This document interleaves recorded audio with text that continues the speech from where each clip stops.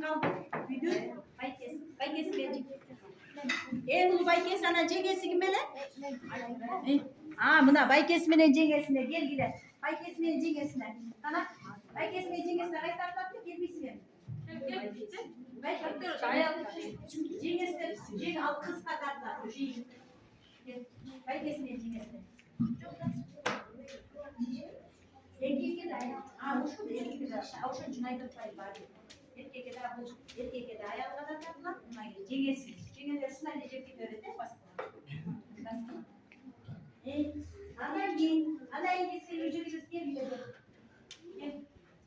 Ana gelin başta cinde takatlayın. Ana İngilizce. Video bazılardan bir var daha. Ay bak daha.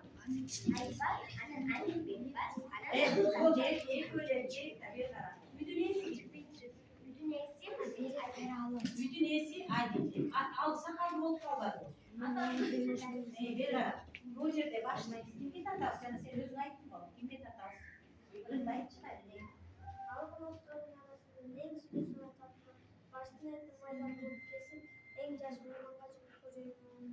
Koca oyunun oğlu. Küçük olan yapar mı istedim? Yani beklediğimiz gibi. Acaba anneler gibi. Ya, o zaman karnıbayı koçuya, karnıbayı koçuna biraz yok. Karnıbayı diyebiliriz. Ne belki hani şey ama ki aynı gel. Anne beklen aynı gelir. Aynı gelir. Ana gidince almadan. Kızın ayakta. O bir.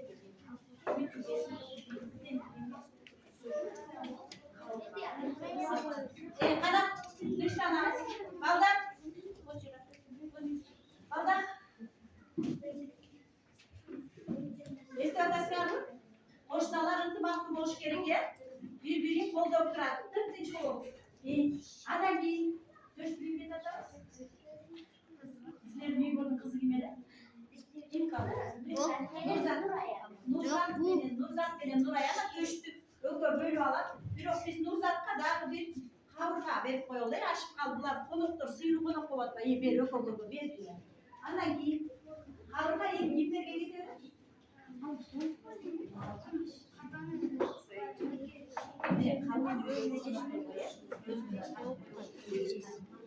Azamat. Evet. Asla bu okul bürünü alasın bunu. Ana. O doktor ne deş gerek? Bırakma. Bırakma deş gerek. Azamat.